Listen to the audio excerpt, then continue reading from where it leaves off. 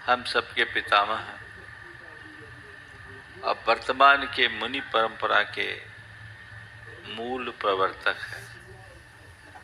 हम सबको ये पता है कि शांति सागर जी महाराज के आविर्भाव से पूर्व देश में दिगंबर मुनियों का अभाव सा था। यत्किंचित मुनि थे भी तो उनमें घोर शिथिलता थी। यह हम सबके सौभाग्य का विषय है कि ऐसे विषम घड़ी में चारित चक्रवर्ती शांति सागर जी महाराज का आविर्भाव हुआ और उन्होंने न केवल मुनि जीवन को अंगीकार किया अपितु मुनि मार्ग का प्रवर्तन भी किया। मैं सोचता हूँ कि प्रभाव समझना चाहिए। उनकी तपस्या के विषय में आप सबको पता है। उनके 35 वर्ष के मुनि जीवन में 27.5 वर्ष तो उपवास में बीत गए। जिन्होंने सिंह निष्कीड़ित जैसे व्रत किए, 3 बार सिंह निष्कीड़ित व्रत किए, उन्होंने त्याग तपस्या नहीं की, वे खुद त्याग तपस्या की मूर्ति बन गए। एक और कहा जाता है कि शरीर अन्न का कीड़ा है और दूसरी ओर तपस्या का इतना उत्कृष्ट रूप देखकर हम सबका हृदय श्रद्धा से अभिभूत हो जाता है। तपस्या कोई भी कर सकता है, लेकिन तपस्या के साथ निर्दोष चर्या, निष्पह वृत्ति और आध्यात्मिक दृष्टि से संपन्न होकर अपने रत्नत्रय को पुष्ट करते हुए इस मार्ग में आगे बढ़ना बहुत दुर्लभ होता है। शांति सागर जी महाराज ने हम सबके बीच वही उदाहरण प्रस्तुत किया। दूसरी बात, वे बड़े प्रभावक थे, मार्ग प्रभावक। शांति सागर जी महाराज ने जो प्रभावना की है उसे हम शब्दों में नहीं कह सकते। बने बनाए रास्ते पर किसी को चलना बहुत कठिन नहीं होता। रास्ता बना हुआ है, हमें केवल आगे बढ़ना है।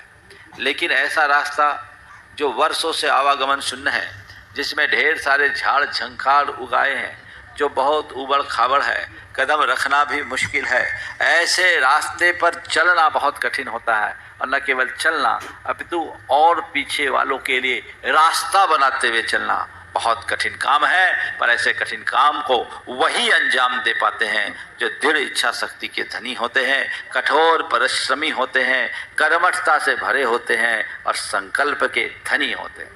शांति सागर जी महाराज ने वह काम कर दिखाया।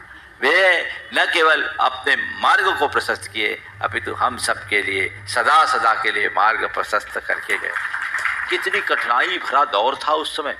जिस समय शांति सागर जी महाराज का आविर्भाव हुआ, उस समय की स्थिति आज जैसी नहीं थी।